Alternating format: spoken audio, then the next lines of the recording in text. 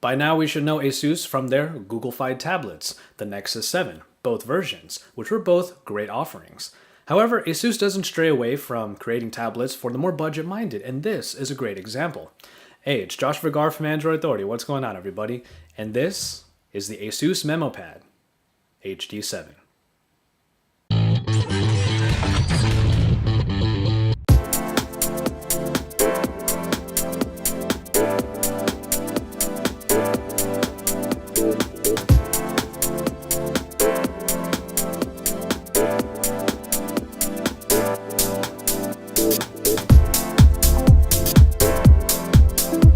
As a 7-inch tablet by ASUS, you can expect the MEMO Pad to take a few cues from its Google-fied brethren. This is mostly true, but not for the latest version of the Nexus 7, however. This tablet can be best described as the fully plastic, slightly heftier version of the original Nexus 7 from 2012, right down to the button layout and the speaker grill found on the lower back. Plastic is the name of the game here, and while I wouldn't call it a poor build, you will pretty much get what you pay for. At the front, you get the 7-inch screen with a respectable bezel around it. It isn't as thin as we'd like, but it is manageable. Front-facing camera is centered up top with the ASUS logo centered on the bottom. Around the sides, you see how this tablet is pretty thick and is like two whole parts glued together. The button layout is on the right, while the micro SD card slot lies just opposite of it. I did find the buttons somewhat odd because they lie at an angle on the back and thus feel a little bit weird to press.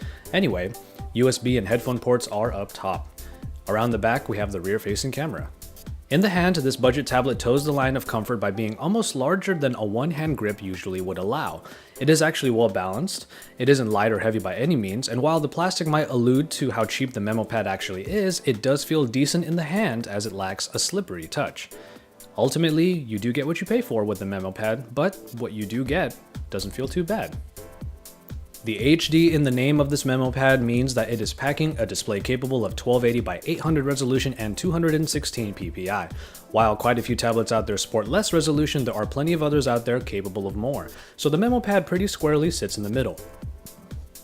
As an IPS display, it gets nice and bright and colors get an appreciable amount of vibrancy. Viewing angles are actually pretty good all around as well. While the pixel density might seem a little low, it doesn't make as much of a difference when the screen is some distance away from your face. Luckily, when brought in somewhat closer, the pixelation is kept to a pretty nice minimum. While the build and the screen actually turn out pretty decent, performance is usually where the budget tablet starts to show its cards. Built-in is a MediaTek MT8125 chipset with a quad-core Cortex A7 clocked in at 1.2 GHz. Graphics are handled by the Power SVR SGX 544 MP1. Whew, that's a mouthful.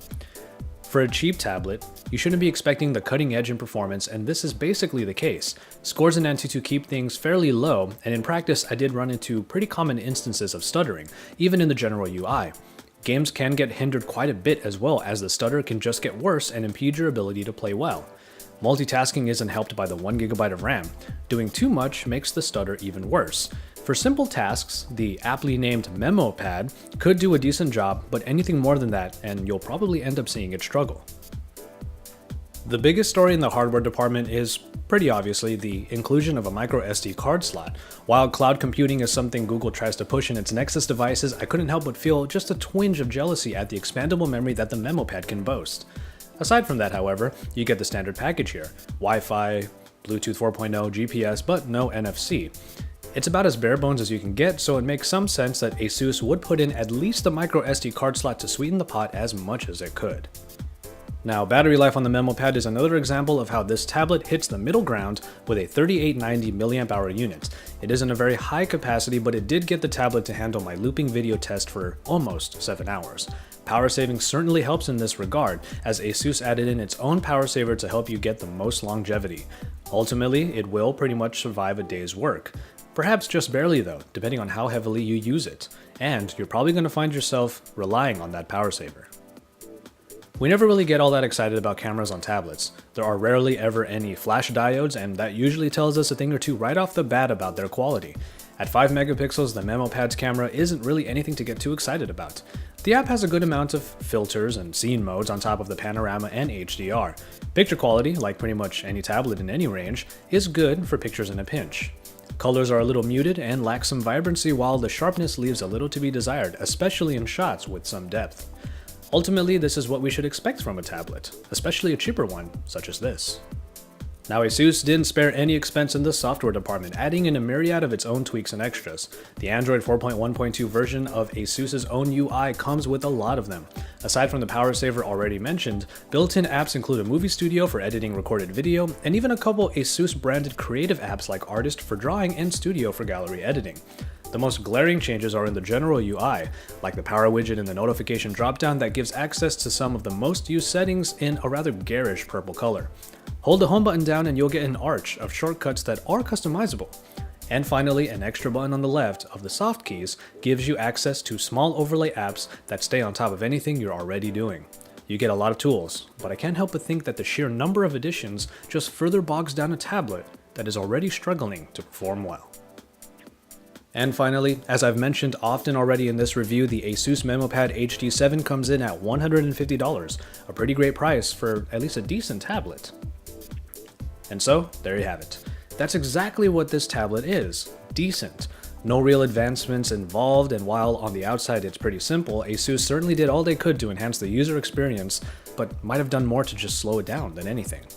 At an extra $80, you can get the much better performing and overall much better put together current Nexus 7 at the sacrifice of expandable memory. And if all you need is an entry-level experience, then perhaps the MEMO Pad can give you what you need.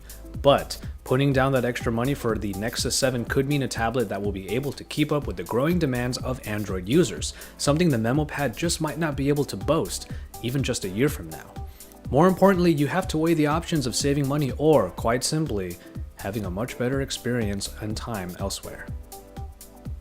As always, thank you very much for watching, and if you liked the video, make sure you drop us a like down below. Don't forget to subscribe to the Android Authority channel because we have a lot of great content available already and in store for you.